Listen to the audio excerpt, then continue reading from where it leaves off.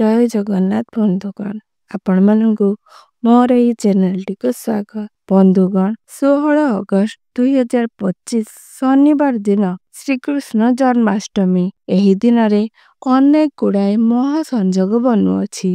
दीर्घ 172 वर्ष पर प्रभु श्रीकृष्ण किछि राशि व्यक्ति विशेष मानक उपरे अनेक प्रकार कृपा दृष्टि पकेबाकू जाउछंती। एही पवित्र श्रीकृष्ण जन्माष्टमी ठारू एही बळी किछि राशिर व्यक्ति विशेष माने हेबाकू जाउछंती मालामाल। सेमानंकु मिलिबाकू जाउछि बहुत बड़ खुशी खबर। सेमानंकर आगामी समय अत्यंत शुभंकर हेबाकू जाउछि एवं सेमानंक जीवन शैली रे अनेक प्रकार परिवर्तन आसीबो। तेबे चलंतु आसंतु देखिबा भाग्यशाली राशि मानक विषय रे जानिबा सेमानंकर भाग्य एही जन्माष्टमी थारू बदलिबाकू जाउछि। सेथिपाई एही भिडियोटी को शेष पर्यंत निश्चय देखंतु। तेबे भिडियोटी को गोटे लाइक करी चैनल टी को सब्सक्राइब करी दियंतु एवं भक्ति एवं श्रद्धार सहित कमेंट बॉक्स रे जय श्री कृष्ण अवश्य लिखंतु। तेबे प्रथम भाग्यशाली राशिटी हेउछि वृष राशि। वृष राशिर व्यक्ति विशेषଙ୍କ उपरे अपार कृपा दृष्टि रहिबाकू जाउछि एवं आपणक परिवार रे खुशीर वातावरण रहिबाकू जाउछि। भगवान श्रीकृष्ण आपणक पई दया भावना देखैबे एवं आपणक उपरे तांकर आशीर्वाद एवं कृपा दृष्टि सदा सर्वदा रहिबो। या सहित आपणकर धन रे कोनोसी प्रकार अभाव देखा देबो नाही। जो माने बिजनेस करुथिले से माने सेथिरे लाभ करिबाकू जाउछंती। आपण मानकर धार्मिक कार्य रे मन लागिबो। कोर्ट कचेरी मामला रे सफलता हासिल करिबे। छात्र छात्री माने शिक्षा क्षेत्र रे आगु को बढ़िया पाए जाउछंती। आउ जो माने रोजगार करुछंती से मानकर आय रे वृद्धि हेबाकू जाउछि। बेरोजगार लोक माननकु से मानकर चाकरी मुताबक मिलिबाकू जाउछि। या सहित प्रभु श्रीकृष्णଙ୍କର अपार कृपा दृष्टि रहिबाकू जाउछि। तेबे बंधुगण आपणकर जदि एही राशिटी होइथाय तेबे जय श्रीकृष्ण अवश्य लिखंतु। द्वितीय भाग्यशाली राशिटी हेउछि मेष राशि। एही राशिर व्यक्ति मानक उपरे श्रीकृष्ण अत्यंत प्रसन्न होई जाइछंती। जो माने चाकरी करुथिले सेमानकर चाकरी रे प्रमोशन हेबाकू जाउछि। जो माने चाकरी करुथिले सेमानक चाकरी रे प्रमोशन हेबाकू जाउछि। या सहित आपण आपणक जीवन साथीଙ୍କ सहित अत्यंत खुशी दिन बीतेबा पाई जाउछंती।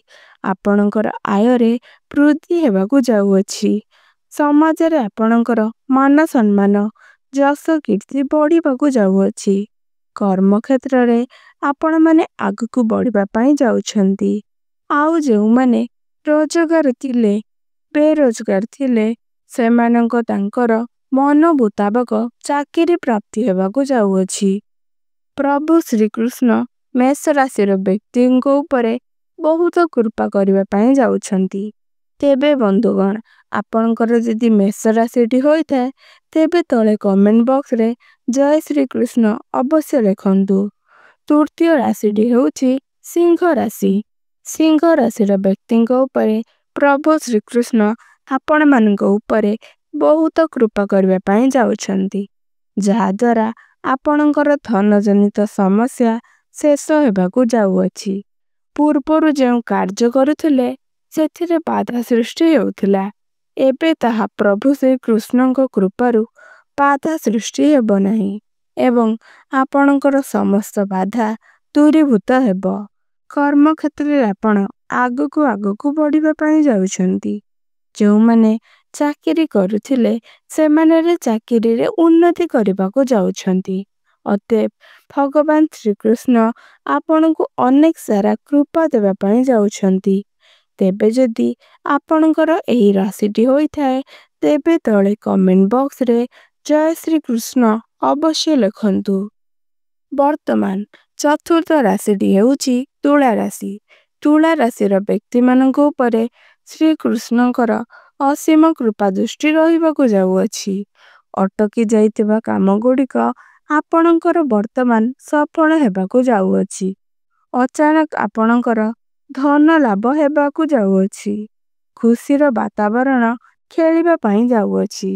ଯେଉଁମାନଙ୍କର ବିବାହରେ ବାଧା ସୃଷ୍ଟି ହେଉଥିଲା, ବିବାହ ହୋଇପାରୁନଥିଲା, ସେମାନଙ୍କର ଖୁବ୍ ଜଲ୍ଦି ବିବାହ ହେବାକୁ ଯାଉଅଛି।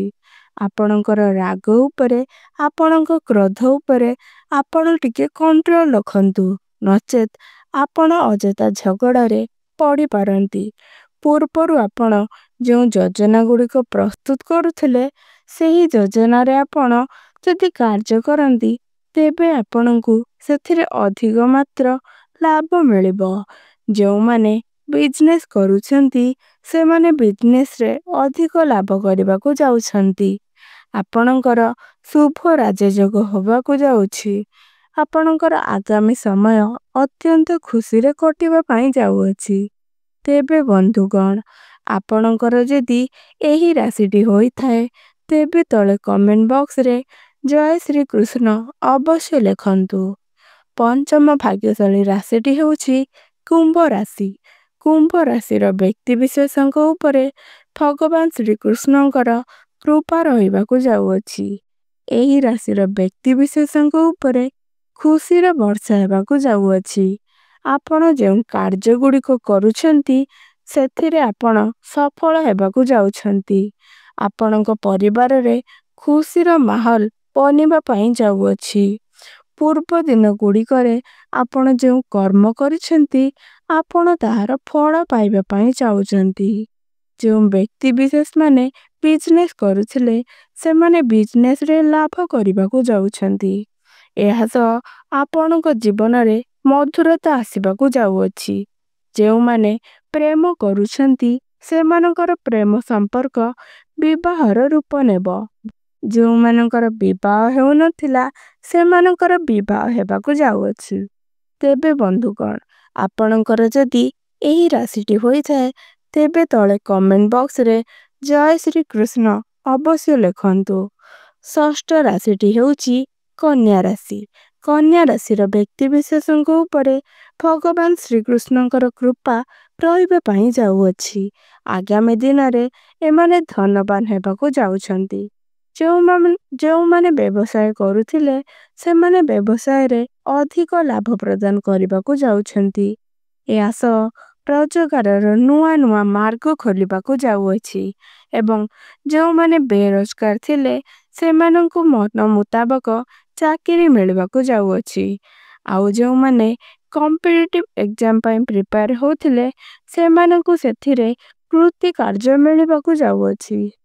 ତେବେ ବନ୍ଧୁଗଣ, ଏହା ଥିଲା ସେହି 6ଟି ଭାଗ୍ୟଶାଳୀ ରାଶିମାନଙ୍କ ବିଷୟରେ, ଯେଉଁମାନଙ୍କର ଭାଗ୍ୟ ଏହି ଜନ୍ମାଷ୍ଟମୀ ଠାରୁ ବଦଳିବାକୁ ଯାଉଅଛି ଏବଂ ପ୍ରଭୁ ଶ୍ରୀକୃଷ୍ଣଙ୍କର ଅପାର କୃପା ଦୃଷ୍ଟି ରହିବାକୁ ଯାଉଅଛି। ଆଶା କରୁଛି ଆଜିର ଏହି ଭିଡ଼ିଓଟି ଆପଣମାନଙ୍କୁ ନିଶ୍ଚିତ ରୂପେ ଭଲ ଲାଗିଥିବ। ଭଲ ଲାଗିଥିଲେ ଭିଡ଼ିଓଟିକୁ ଗୋଟିଏ ଲାଇକ୍ କରି ଚ୍ୟାନେଲଟିକୁ ସବସ୍କ୍ରାଇବ୍ କରିଦିଅନ୍ତୁ ଏବଂ ଭକ୍ତି ଏବଂ ଶ୍ରଦ୍ଧାର ସହିତ କମେଣ୍ଟ ବକ୍ସରେ ଜୟ ଶ୍ରୀକୃଷ୍ଣ ଅବଶ୍ୟ ଲେଖନ୍ତୁ। ଧନ୍ୟବାଦ। ଜୟ ଜଗନ୍ନାଥ।